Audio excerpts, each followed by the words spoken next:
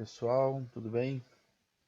Bom, hoje nesse vídeo a gente vai fazer a introdução aí à disciplina Construção de Estradas 1 do curso de Engenharia Civil da Faculdade de Engenharia da UFJF, ok? Vamos lá. Bom, o objetivo do nosso curso é apresentar conceitos básicos de terraplanagem, de forma que ao final do curso o aluno tenha condições tanto de planejar, organizar, fazer um orçamento, um planejamento, né, como a gente já disse, e iniciar aí a execução baseado nesse orçamento e nesse planejamento de uma obra que envolva movimentação de terras, né? Nós vamos ver o conteúdo completo já já, talvez isso fique um pouco mais claro. E também na parte posterior do curso, a gente vai falar um pouquinho sobre conceitos básicos da via permanente ferroviária. Vamos fazer a diferenciação de rodovia e ferrovia em termos de engenharia, complementando aí o conteúdo da terraplanagem inicialmente voltada para obras rodoviárias, ok? Bom, nosso curso vai passar, obviamente, por alguns conceitos fundamentais sobre esse tema, principalmente voltado aí à terraplanagem, como já disse. Vamos conceituar terraplanagem manual e terraplanagem mecânica, né, diferenciar ambas. E vamos aprofundar no conceito da terraplanagem, no conteúdo da terraplanagem mecanizada, que é aí a utilizada no mundo todo atualmente. Dentro disso a gente vai falar sobre os equipamentos que são utilizados na terraplanagem mecanizada, detalhar o funcionamento e as aplicações principais de cada um deles. O ciclo dos equipamentos é fundamental no próximo item, né, que é o dimensionamento das equipes de terraplanagem. Então a gente vai estudar o ciclo de cada um equipamento apresentado. Logo em seguida, fazer o dimensionamento desses equipamentos ou dessas equipes de terraplanagem. Esse dimensionamento a gente calcula principalmente a produtividade dessas equipes, com fins aí de lá no último item, nos dois últimos itens, a gente trabalhar com o custo dessas obras de terraplanagem baseado no dimensionamento produtivo das equipes de terraplanagem e o cronograma de serviços, de forma aí que a gente tenha condições de, ao final do curso, avaliar toda essa parte orçamentária baseada aí no estudo dos equipamentos de terraplanagem. O item 6 e 7 nós vamos falar especificamente sobre a via ferroviária, focando onde o engenheiro civil atua diretamente, que é a via permanente, ok? Apresentando aí um referencial bibliográfico do nosso curso, né, esses slides e o material, a apostila, né, que eu encaminho para os alunos no início do curso, está baseado principalmente nessa bibliografia, fontes que não estejam listadas aí nesse slide. Eu vou falar durante o próprio, vai ser apresentado, né, durante o próprio texto, ou eu vou apresentar aqui no slide. Essa parte de terraplanagem, a gente está usando esse livro aqui, do Ricardo Catalani, certo? Na parte orçamentária, de planilhas e encargos, eu gosto muito desse livro aqui, do Mudrick. Além disso, livros clássicos como o do professor Medina, entre outros, né, você está observando aí na tela, são utilizados aí como fontes para esse material, certo? No nosso curso, né, quem está matriculado aqui na disciplina, nós vamos, ao longo do semestre, fazer uma série de atividades que vão contabilizar aí, no final, a nota do aluno, né? As atividades vão ser divididas em dois grupos principais. O primeiro, ao longo do semestre, nós vamos aí passar algumas atividades mais constantes, né, como exercícios práticos, lista de exercícios, alguns questionários e algumas pesquisas para o aluno desenvolver ao longo do semestre. Estou contabilizando aí metade da nota, né, 50 pontos esses vários trabalhos, e uma atividade final, contabilizando o restante dos 50 pontos aí da nota final, que provavelmente uma resenha de um artigo com um tema voltado aí para esse nosso conteúdo. Bom, então vamos lá. Primeiro, vamos conceituar terraplenagem ou terraplanagem, né? Você vai poder ouvir aí esses termos dessas duas formas, né? Ambos estão corretos, não tem problema nenhum em se falar terraplenagem ou terraplanagem. O que seria isso? Um conjunto de operações necessárias para que possamos retirar solo de um local em que ele se encontra em excesso e depositar esse material no local em que há falta, né, de solo. Bom, mas onde eu sei que tem excesso e onde eu sei que a gente tem falta desse material? Eu sempre tenho em vista um determinado projeto a ser implantado nesse local, né? Se você observar aqui a figura, você vai ver que eu tenho um terreno natural, essa parte da linha mais espessa aqui, cinza, né? Que seria minha topografia local, e eu vou ter que passar aqui o meu traçado da minha rodovia, da minha ferrovia, né, da obra que eu estiver executando aqui. Então eu já tenho previamente esses dados da obra e os dados do terreno. Ao confrontá-los numa certa seção do meu projeto, a gente observa que a seção do projeto é essa retilínea aqui, ó, o talude, a plataforma, né, e o talude de aterro. Você observa que eu tenho que conformar o terreno. Esse material cinza aqui no corte está sobrando, então eu vou ter que retirar esse material para conformar o terreno natural à minha seção de projeto. E esse material aqui mais à direita, eu tenho falta de material, o terreno natural está aqui embaixo, eu vou necessitar executar um aterro compactado aqui para complementar essa minha seção mista do meu projeto. Então eu sei que eu estou tendo falta de material numa região do projeto e sobrando material em outra região do projeto, em função do projeto propriamente dito a ser implantado, certo? Então, a terraplanagem seria isso, operações que eu preciso executar, né, com certos tipos de equipamentos e equipes que eu preciso executar para remover solo de locais onde ele se encontra em excesso e depositar material onde há falta desse solo, ok? Uma outra imagem aqui, deixa eu ver se eu consigo tirar aqui um pouquinho. Uma outra imagem aqui mostrando uma seção de corte pleno, né? Você vê que o terreno natural passa aqui nessa linha mais espessa e essa parte cinza toda é solo que está em excesso. Para conformar o meu terreno à minha seção, eu necessito fazer um corte aqui desse material.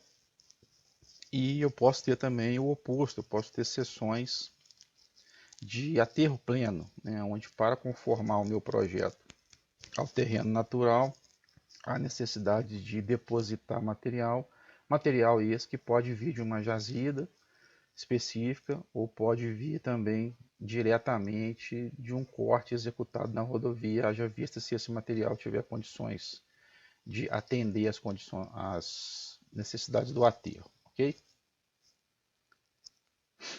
Bom, todas as obras de engenharia, você está vendo todas aqui entre aspas, né, necessitam de execução de trabalhos prévios de movimentação de terra. Então, você pensar numa obra de engenharia civil, de uma construção, implantação de um projeto, por menor que seja esse projeto, a gente sempre vai ter a necessidade de executar uma movimentação de terras, por menor que seja, né? Escavação manual de valas, escavação manual para a fundação de uma residência, uma conformação pequena de terreno, uma limpeza superficial de terreno para execução da obra. Tudo isso eu vou ter que utilizar das ferramentas da terraplanagem, seja ela manual, seja ela mecanizada, que a gente já vai discutir, né? Aqui nessa imagem, o funcionário executando aí com uma ferramenta manual a remoção de terra, descobrindo aqui uma tubulação, e equipamentos de menor ou de maior porte a serem utilizados aí no processo, tá? Então, visto isso, a gente observa que é fundamental o conhecimento das técnicas e de terraplanagem, porque a maioria das obras de engenharia civil, por menor que seja, a gente vai sempre estar executando um serviço de movimentação de terras. Bom, essa movimentação de terras, ela não é privilégio da nossa época, né? Principalmente se tratando de grandes obras. Nós tivemos aí no passado obras de vulto considerável em que a movimentação de material como solo e rocha foi amplamente utilizado, né? Então, há muitos séculos essas obras vêm sendo executadas pelo homem. Alguns exemplos aqui, né? Exemplo clássico, né? As pirâmides do Egito, movimentação de material rochoso, né? Em grandes volumes, sem nenhum tipo de equipamento mecanizado, né? À época da construção. Outro exemplo muito interessante, essa imagem aqui tirada do Google Earth. Lá na Grécia, o canal de Corinto, né? Você consegue ver aqui onde o mouse está passando, alinhamento retilíneo do canal, né? Ligando aí duas regiões da Grécia, né? Os barcos teriam que sair de uma área, fazer todo o contorno, né, no continente, naquele trecho, para atingir a área oposta. O canal fazia essa ligação de forma muito mais rápida. E um outro projeto clássico também são as estradas romanas, né? Os romanos aí sendo considerados os grandes engenheiros da antiguidade, têm estradas aí executadas e existentes até hoje, com processo aí de movimentação de terra. Nessa imagem aqui você consegue observar aqui, ó, possivelmente um corte foi executado nesse trecho, removendo o material e ajustando aí o grade do traçado com o terreno natural, certo? Bom, como eu falei no início, vamos dividir a terraplanagem em manual e terraplanagem mecanizada. A terraplanagem manual, o próprio homem, utilizando de ferramentas tradicionais, algumas vezes com auxílio de força animal, consegue romper essa resistência inicial do solo, do material que ele está escavando, com essas ferramentas, e faz a remoção do próprio solo, adequando aí as suas condições de projeto, certo? Então, usadas aí ferramentas tradicionais, pás, picaretas, enxadas, enxadão,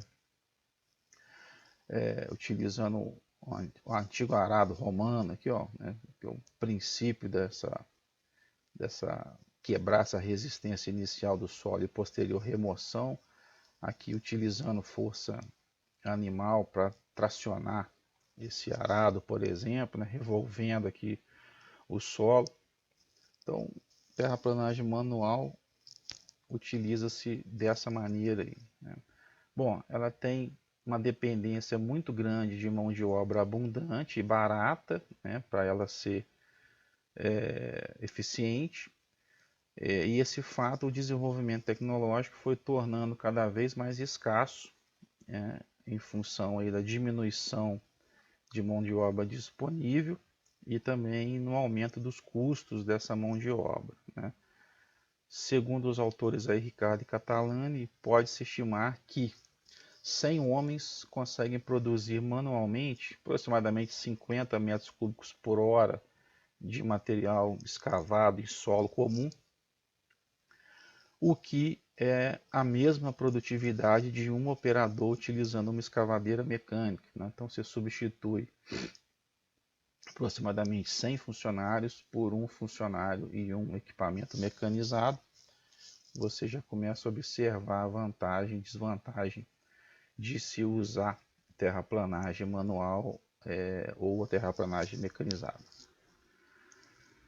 Aqui alguns exemplos, né, de umas fotos antigas aí do pessoal trabalhando na terraplanagem manual. Se observa aqui à esquerda a fila de funcionários transportando aí com carrinhos de mão material escavado pelo pessoal lá atrás, né? Então você tem várias equipes subdivididas em funções diferentes, né? Um grupo está escavando, um grupo está carregando os carros, outro grupo está transportando. Mas você observa que o conjunto, né, de funcionários é muito grande em função do volume de serviço a ser executado. Bom, aqui à direita você observa um grupo de trabalhadores executando aí uma instalação de uma tubulação. Então eles vão abrindo a vala, né, com essas ferramentas que a gente já comentou, e vem aí assentando a tubulação, escorando e posteriormente assentando a tubulação, e posteriormente vem o reaterro. Tudo isso aí manualmente, sem o auxílio de equipamentos mecanizados. Bom, com o advento então das máquinas, né, principalmente inicialmente com o advento aí da máquina a vapor, surgiram as primeiras tentativas de se utilizá-la em equipamentos de terraplanagem, né? Surgimento da máquina a vapor, todo mundo queria aplicar essa nova tecnologia no seu ramo, né, de atuação, e a terraplanagem não foi diferente. Então começaram a surgir equipamentos para substituir aquela força animal, a força do homem, adaptados aí aos serviços de movimentação de solo. Você vê aqui um primeiro trator a vapor, né, podia ser implementado aí com lâmina, com arado, o que quer que seja, para executar um serviço aí de movimentação de terras. E aqui à direita você já consegue observar uma escavadeira movida a vapor também. Se eu não me engano, essa imagem é da Madeira Mamoré, Brasil, essa foto. Bom, tecnologia a gente já sabe está sempre em evolução, né? Então posteriormente o advento dos motores a combustão, que em comparação com os equipamentos a vapor tinha uma redução muito grande do seu porte físico, né? Do seu peso, do seu tamanho, produzindo uma mesma potência, uma mesma energia, né? Então, com o advento desses motores a combustão, permitiu-se aí a utilização em novas aplicações, né? Então, você já observa aqui o equipamento, uma escavadeira, né, motor antiga, né, com motor a combustão. Aqui um trator de esteiras com uma lâmina também com motores a combustão, e essa evolução ela é constante e cada dia no mercado a gente vê aí equipamentos aí diferentes, com novas aplicações, com mais tecnologia embarcada, de forma aí a facilitar, deixar o processo de escavação mecanizada cada vez mais preciso, mais produtivo. Bom, a terraplanagem mecanizada tem aí como principal característica, como nós já vimos, a redução da mão de obra empregada, né, permitindo aí a movimentação de grandes volumes de terras em prazos bem mais curtos do que na terraplanagem manual. Bom, só para você ter ideia, mesmo com um elevado custo dessas máquinas, né, da terraplanagem mecânica, ela se desenvolveu e ganhou força, principalmente porque, em razão de sua produtividade.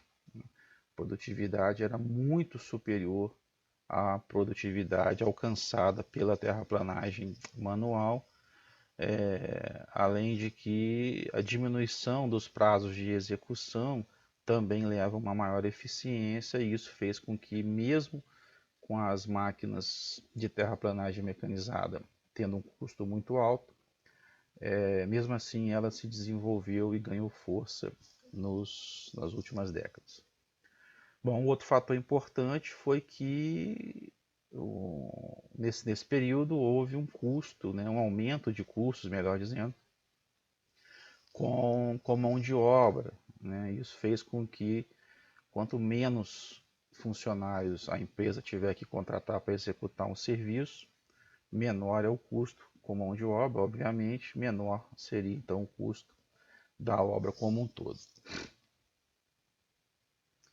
As características da terraplanagem mecanizada, é importante a gente frisar essas 6 principais características, porque quando a gente for falar de ciclo, você vai ver que o equipamento trabalha, digamos assim, de forma bem monótona. Né?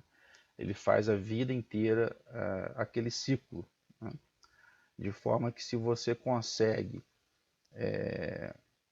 otimizar esse serviço no campo, você vai ter um rendimento maior da sua empresa. Né? Então, para utilizar, ou empresas que trabalham com terraplanagem mecanizada, primeiramente ela tem que dispor de grandes investimentos em equipamentos devido ao alto custo desses equipamentos. Seja o custo de aquisição, seja um custo de locação por um tempo muito grande. As empresas têm que ter um alto padrão de eficiência, ela tem que estar sempre buscando melhorar a eficiência, seja na parte de projeto de dimensionamento das suas equipes, seja na escolha do equipamento adequado, seja na execução propriamente dita da obra. Ela vai reduzir substancialmente a sua mão de obra, principalmente a mão de obra de campo. Com isso, ela vai ter que ter um pessoal profissional, né? Então a especialização da sua equipe é maior. Né? Se parar para pensar que você está substituindo, no exemplo anterior que a gente deu, você está substituindo 100 funcionários da terraplanagem manual por um funcionário utilizando um equipamento, uma escavadeira, por exemplo, né? Então você está reduzindo substancialmente a mão de obra para executar um serviço, porém esse profissional ele tem uma especialização, ele é operador dessa escavadeira, né?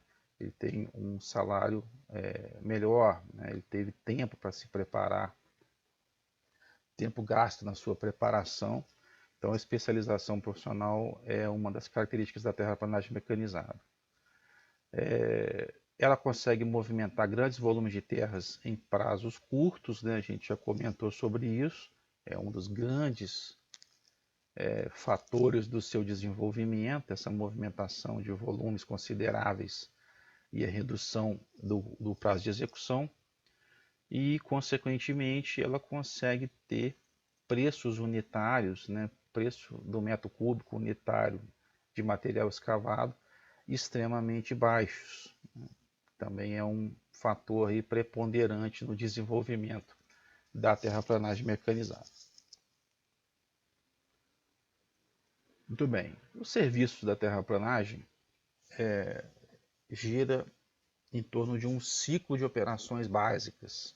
Seriam aí as fases da execução de uma movimentação de terras. Né? O primeiro processo desse nosso ciclo é a fase de escavação, onde o equipamento vai remover o solo do seu estado natural. Né? Pode ser aí um trator de lâminas, uma escavadeira, ou um equipamento qualquer que vai remover o solo do seu local de origem. No segundo momento, vai executar o carregamento desse material para a execução posterior do transporte. Então aqui a gente chama de carga o que a gente costuma chamar no campo de enchimento. Então você está utilizando uma pá carregadeira. Então você vai encher a caçamba da pá carregadeira, a gente chama de fazer a carga. Você está utilizando escavadeira e caminhões. Escavadeira procede o item 1, né, do nosso ciclo, ela escava o material, daí seu próprio nome, e faz a carga na caçamba de um caminhão basculante, por exemplo.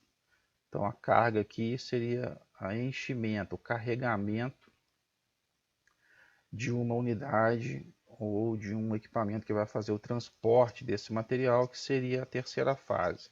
No transporte, após a fase de carga, o dispositivo, o equipamento ou a máquina se desloca, né, do local da escavação até um local apropriado para fazer a descarga desse material. Feita a descarga, ele vai retornar à posição inicial para fazer novamente, para fechar o ciclo, né, e iniciar novamente um segundo ciclo, né? Então a gente vai partir sempre da escavação, carregamento, transporte de material, descarga desse material e retorno vazio à posição inicial. Alguns equipamentos conseguem executar esse ciclo por si só, né? Um trator de lâminas, por exemplo, vai conseguir trabalhar sozinho, executando todo esse ciclo. Ele vai. Acho que eu tenho uma imagem aqui à frente. Bom, a gente vai chegar lá, eu vou explicar melhor. Mas enfim, um trator de lâminas vai conseguir executar esse ciclo por completo. A gente já vai ver o ciclo desse equipamento. E alguns equipamentos não executam, né, por suas próprias características, não executam o ciclo de escavação completamente. Então, vão trabalhar associados a um outro equipamento. Por exemplo, uma retroescavadeira trabalhando com caminhões caçamba, né, caminhões basculantes. De forma que a escavadeira executa o item 1 do ciclo, ela escava o material, remove o material do seu estado natural, e o item 2 faz a carga desse material na caçamba do caminhão. O caminhão por si executa o restante do ciclo, ele transporta esse material após o carregamento, descarrega no local adequado e volta para a posição inicial. Então a gente tem uma associação de equipamentos para fechar o ciclo de operações básicas em terraplanagem. Então, nas imagens aí você pode observar a fase de escavação, né, uma retroescavadeira abrindo aqui uma vala no terreno, à direita um trator de lâminas removendo o solo do seu estado natural, posteriormente a carga sendo feita, né, à esquerda uma pá carregadeira carregando o caminhão caçamba e à direita uma retroescavadeira carregando um caminhão fora de estrada. Caminhão cheio, ele parte, né, em função aí da via de serviço na obra, e vai fazer o descarregamento desse material num local adequado aí, seja num aterro, seja numa área de depósito de material excedente, qualquer lugar aí pré-estabelecido para a execução da descarga. E depois, vazio, ele retorna para a posição inicial, fechando o ciclo, né? Você vê aqui o trator de lâminas com a lâmina sobre o terreno, sem proceder à escavação, na fase de retorno, e o caminhão com a caçamba vazia também retornando para a posição inicial. Tinha falado do bulldozer, né, do trator de lâminas, né, ele executa sozinho todo o ciclo de terraplanagem sem o auxílio de nenhuma outra máquina. Então aqui, inicialmente, ele executa simultaneamente a fase 1 e 2, que é a escavação e a carga, e está carregando a sua própria lâmina. Então ele crava a base da lâmina no terreno, começa a se deslocar, e ao se deslocar ele vai rompendo essa resistência do solo, e o solo vai se acumulando à frente da lâmina, né? Chega um momento que a lâmina não tem mais capacidade de aumentar o volume que está sendo escavado, né? Todo o solo que ele escava começa a se esvair pelas bordas da lâmina, então ele chegou no limite volumétrico dessa lâmina, então ele vai erguer a lâmina e vai começar só a raspar o solo superficialmente e não escavar mais, né? E esse material acumulado aqui na frente é arrastado, é empurrado na fase de transporte até um local onde ele vai ser depositado, né, que é a descarga, e o equipamento retorna à posição inicial, fechando o ciclo. Então, sozinho, o trator de lâminas consegue executar todo o ciclo de terraplanagem, como a gente viu conceitualmente aqui agora. É óbvio que nós vamos ver também mais à frente que a velocidade desse equipamento é muito baixa e a sua capacidade volumétrica também em comparação com o caminhão caçamba, por exemplo, é muito baixa. E ele tem essa função de executar todo o ciclo a pequenas distâncias, né? A volumes menores. Então, cada equipamento vai ter a sua função específica na obra, mas, de qualquer maneira, a gente sabe que o trator de lâminas pode executar o ciclo sem o auxílio de outro equipamento. E aqui, como eu falei também, o ciclo composto, né, ou de equipamentos, ou associação de equipamentos, a fase de escavação executada aqui, ó, e tem o bulldozer cortando o material, então ele está removendo esse material aqui do seu estado natural, depositando aqui na base do talude, ou na base da encosta. Uma carregadeira está fazendo a carga, né, da sua caçamba primeiramente e levando para fazer a carga agora na caçamba de um caminhão basculante, então seria o item 2, e o caminhão faz o transporte, o item 3, a descarga, o item 4, e retorna à posição inicial. Então o ciclo é completado por esse conjunto de equipamentos e não um equipamento único, como a gente acabou de ver. Outro conceito importante que a gente tem que ver nesse primeiro vídeo são os materiais de superfície, né? A gente já sabe, né? Você já viu aí na mecânica dos solos, na geologia, em disciplinas aí da área da geotecnia, você já sabe então que a superfície terrestre é constituída de vários elementos, né? De uma maneira geral, para fins de engenharia, a gente pode subdividir simplesmente em solos e rochas, né?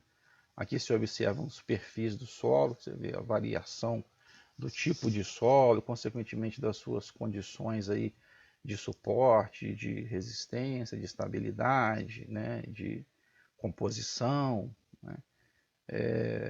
Então a gente vai ter dentro desse conjunto de solos e rochas a maior gama, né, de tipos desses materiais e consequentemente de suas características. Segundo aí a BNT 6502, né, da terminologia de solos e rochas, rochas são materiais sólidos, consolidados e constituídos por um ou mais minerais, com características físicas e mecânicas específicas para cada tipo, né, como a gente acabou de falar. E solos são materiais provenientes da decomposição das rochas, por ação de agentes físicos ou químicos, podendo ou não conter matéria orgânica, que tem também suas características físicas e mecânicas específicas aí para cada tipo de solo, dependendo aí de sua origem, de sua composição química e tal, certo? Aqui na terraplanagem, né, a gente vai ter uma definição própria que vem aí da maioria dos órgãos brasileiros que atuam em projetos de obras rodoviárias, como o DENIT ou os DERs estaduais. As definições entre eles são bastante parecidas, né, e se resumem a maior ou menor resistência desse material ao processo de escavação, né? Então, nesse caso, a gente vai dividir os solos em terraplanagem ou os materiais de superfície em terraplanagem em materiais de primeira, segunda e terceira categorias, né? Os materiais de primeira categoria são solos que podem ser escavados com o auxílio de equipamentos comuns de terraplanagem, como por exemplo um trator de lâmina, um moto-scraper ou escavadeiras, né? Então você não necessita de nenhum serviço prévio de preparar essa superfície para posteriormente vir com o equipamento. O próprio equipamento já tem capacidade de remover, de escavar esses solos considerados aí de primeira categoria. Os solos de segunda categoria já são materiais em que podem ser removidos com esses equipamentos já citados, mas que têm uma maior consistência, eles resistem mais a esse processo de escavação inicialmente, então vão exigir aí um serviço prévio, que pode ser o desmonte com o uso de um escarificador, por exemplo, ou com o uso aí de explosivos de baixa potência de forma descontínua. Então eu necessito executar um serviço prévio, né, ou com equipamento mecânico como escarificador, ou ainda com o uso de explosivos, de forma a remover essa resistência inicial desse solo, desse material, e posteriormente eu venho atuando com os equipamentos comuns de terraplanagem para fazer a remoção. E por fim, os materiais de terceira categoria, que são materiais de elevada resistência mecânica e que só podem ser tratados com o emprego de explosivos de alta potência ou com alguns equipamentos especiais para fazer essa remoção. Contudo, esses elementos especiais têm aí uma produção bem inferior à produção quando se emprega explosivos para se remover materiais de terceira categoria, né? Aqui na foto à esquerda você consegue observar um jumbo, né, uma perfuratriz executando furos na face aqui da rocha, na abertura de um túnel, por exemplo.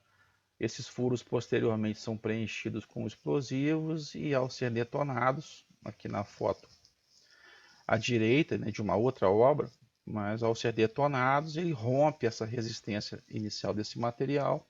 Esse material é desmontado, né, como a gente fala, e eu venho aí numa próxima etapa com escavadeira, com trator de lâminas e faço a remoção desse material. Então acho que o que tem que ficar bem claro é que a diferenciação entre os materiais de superfície, entre os solos de primeira, segunda e terceira categoria que a gente trabalha em terraplanagem, está ligado, desculpa, está ligado principalmente ao custo envolvido na remoção desses materiais. Para você trabalhar com material de terceira, você vai ter que trabalhar aí com explosivos, você tem uma série de condições e de custos envolvidos nessa fase inicial da remoção, e só numa fase final que você trabalha com equipamentos comuns de terraplanagem, e isso vai influenciar diretamente no custo de execução dessa remoção. Ao passo que em materiais de primeira categoria, você tem só o custo dos equipamentos comuns, tanto no uso do seu tempo, quanto no custo diretamente do equipamento. Bom, esses materiais também têm comportamentos que a gente tem que atentar, né? A gente vai trabalhar basicamente com 3 características pertinentes a esses materiais, né? O primeiro é o peso, né, que está ligado aí à capacidade do seu equipamento transportar uma certa carga, né? Você não pode exceder em peso a capacidade do seu equipamento, sob pena de danificá-lo e até perder o equipamento. O peso, de forma geral, você já sabe, depende do peso específico do nosso material, né? Onde peso específico, só lembrando aqui, é o peso da amostra de solo dividido aí pelo volume que essa amostra de solo ocupa. Dessa forma, se você sabe a capacidade de carga do seu equipamento, você tem condição de dimensionar o quanto que ele pode carregar volumetricamente, por exemplo, daquele material A, B ou C. Uma outra característica muito interessante e muito importante é a chamada de empolamento do solo. É muito comum, né, quando a pessoa não tem esse conceito de, de empolamento, ela achar que está sendo lesada numa obra de escavação, por exemplo, né? Você contrata um empreiteiro para executar a remoção de um solo, está fazendo um platô no seu terreno, construir uma casa. Aí você faz medição da frente do seu terreno, dos fundos e da diferença de nível que você vai executar o platô, né? E calcula o volume daquele material. Aí você calculou um volume X, a caçamba do caminhão cabe Y, você estima o número de viagens que aquele caminhão vai ter que fazer para remover aquele solo e você ter o seu platô lá conformado. E começa a trabalhar e executar aquela obra e você observa que já chegou no número de viagens que você tinha pré-estabelecido e olha para o terreno, ainda falta uma certa quantidade de material para ser executado. Aí o que você vai pensar? Você não tem um conceito de empolamento, você vai achar que estão contabilizando caminhões errados, né, no número maior, para que você tenha que pagar mais viagens. E não é isso. Na verdade, o solo, ao ser removido do seu estado natural, ele perde, né, a sua estrutura original e ele ganha em volume. Então, o empolamento ele é um aumento de volume sofrido pelo solo. Quando é removido do seu estado natural, a gente chama também de expansão volumétrica. E ele aumenta em quê? Ele aumenta o volume de vazios, né? Porque você quebra a estrutura do solo ao escavá-lo com uma lâmina, com uma concha de uma escavadeira, por exemplo. E ao depositar esse material na caçamba do caminhão, ele não consegue retornar à sua estrutura original. De forma que ele, ao ser depositado, vai formar uma estrutura qualquer lá, e o volume de vazios gerado durante esse processo é que faz com que o solo ganhe essa expansão volumétrica, né? Então, quando escavado, o solo vai assumir um volume que a gente chama de volume solto, ou VS, maior do que o volume que ele se encontrava naturalmente na jazida. Então, VS é o volume do solo solto ou empolado, e o VN é o volume do solo natural antes de ser escavado. O volume solto maior que o volume natural, consequentemente o peso específico do volume solto é menor do que o peso específico do volume natural. O volume natural, o solo no seu estado natural está mais denso, né? O fator de empolamento, então, é a relação entre o volume natural pelo volume solto. Então, FE, a gente chama de fator de empolamento, é o VN sobre o VS, e é uma relação sempre menor do que 1. Podemos trabalhar também com uma porcentagem desse fator de empolamento, chamamos de porcentagem de empolamento, que é o Fzinho E. É 1 sobre o FE menos 1 vezes 100, é o dado do fator de empolamento, só que agora representado aí numa porcentagem de volume de solo. Essa tabelinha aqui do livro do Ricardo Catalani apresenta para a gente alguns fatores de empolamento para uns tipos principais de solos, né? Então, se observa solos argilosos, tem uma porcentagem de fator uma porcentagem de empolamento de 40%, terra comum seca 25%, terra comum úmida 25%, solo arenoso seco de 12%. Então, uma variação muito grande, dependendo do tipo de solo, há necessidade de se efetuar a avaliação desse fator de empolamento previamente, antes de se fazer qualquer tipo de projeto ou um cálculo do custo desse serviço de terraplanagem. E, por fim, o último fator seria o chamado de redução, né? O que é redução? É a diminuição do volume do solo sofrido, né, por efeito da compactação essa maior do que a que ele se encontrava em seu estado natural.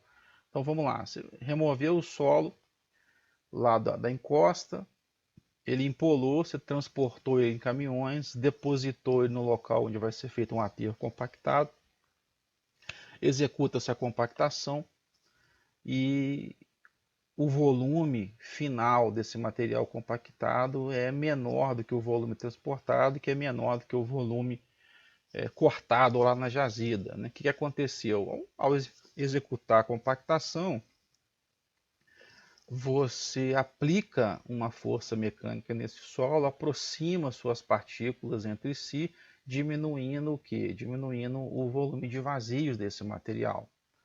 Então essa redução ocorre pela aproximação das partículas, como eu disse, e consequentemente há uma redução do volume de vazios. Né? O fator de redução FR é igual então ao volume comp, que a gente chama de volume compactado, dividido pelo volume no seu estado natural, que é o Vn, ou peso específico do material natural dividido pelo peso específico do material compactado, também o valor sempre menor do que 1. Tá? Podemos trabalhar também em termos de porcentagem. Porcentagem de redução é 1 menos o FR vezes 100. E dessa maneira a gente consegue estimar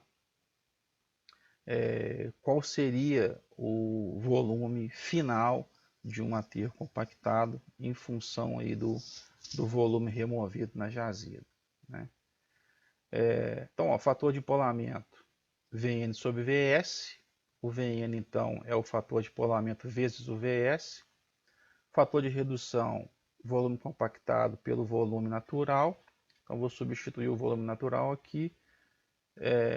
Eu chego à conclusão que o volume compactado é igual ao fator de redução, que multiplica o fator de polamento, que multiplica o volume do material solto. Então, você tem a relação entre volume natural, as relações, desculpa, entre volume natural e volume solto, volume natural e volume compactado, e aqui a relação final entre o volume compactado e o volume solto. Tá? Para finalizar, volume natural é o volume que a gente chama de solto ou na jazida. Você vai encontrar em muitas publicações, livros, etc., chamando esse volume de V1. O VS é o volume do material solto ou empolado, você vai encontrar também como V2. E o VComp é o volume do solo compactado ou reduzido, você vai encontrar aí como V3. Né? É fácil guardar V1, V2 e V3 em função do ciclo de escavação. Né? Primeira fase do ciclo é a escavação propriamente dita. Então o material está onde originalmente? Está no próprio terreno, então está na jazida. Então o V1 é natural o volume. O V2 está ligado à segunda fase do ciclo, que é a carga e o transporte. No transporte o material está solto, está empolado, ele já foi escavado. Né? Então o V2 é material empolado. E a última fase do ciclo seria depósito desse material e posterior compactação. Então o V3 está ligado aí ao volume reduzido ou compactado, certo? Para serviços de terraplanagem, é importante a gente frisar o seguinte: em grandes obras de terraplanagem ou em obras de mineração, por exemplo, o pagamento ou a medição dos serviços é executado sempre se baseando no volume medido no corte. Volume medido no corte é volume na jazida. Então é de suma importância a determinação do volume natural desse material, porque é ele que vai ditar as medições da obra ou as medições da remoção daquele material e, consequentemente, o pagamento. Já o volume compactado ele é importante para serviços cujo pagamento é medido no aterro, como no caso de uma obra de uma barragem de terra, por exemplo. Então, o contratante ele vai estar sempre lá controlando as condições do aterro, da sua barragem, por exemplo, e medindo o volume do material que já foi executado, que é a obra propriamente dita. Então, nada mais simples, nada mais justo do que fazer as medições e os pagamentos referentes aí ao volume compactado da obra em si, certo? Essa figura aqui eu achei bastante interessante. ela põe números aqui, o que a gente acabou de falar. Então, para esse tipo de solo aqui, ó, depois você pode calcular em casa aí o fator de empolamento e o fator de redução, utilizando esses números aqui, esses dados aqui. Ó. Então, removeu lá do terreno volume natural de 1,4 metros cúbicos desse solo e fez a carga aqui na caçamba do caminhão. Então, esse 1,4, aplicando o fator de empolamento, depois você calcula aí, de 1,6 metros cúbicos.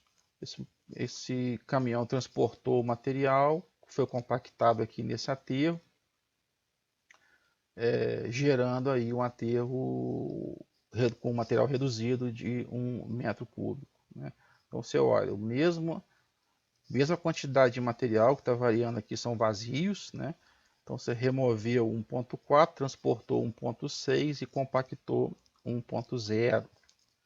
Né? Então se você faz o contrato baseado no volume compactado, mas mede no volume da jazida, por exemplo, a sua conta não vai bater, você vai pagar muito mais do que realmente foi executado. Né? Ou se você faz a medida do volume para recebimento no caminhão, que ele está empolado, mas paga pelo volume compactado, você vai receber mais do que você executou. Né? Ou o contratante está pagando mais do que ele está recebendo. Então é fundamental nas contratações de serviços de terraplanagem que sejam definidos como vai ser feita a medição e como vai ser feito o pagamento. Isso tem que estar aí bem definido no contrato inicial, para que não haja prejuízo de uma ou de outra parte. Certo? Muito bem, finalizando esse nosso primeiro vídeo aqui, até a próxima.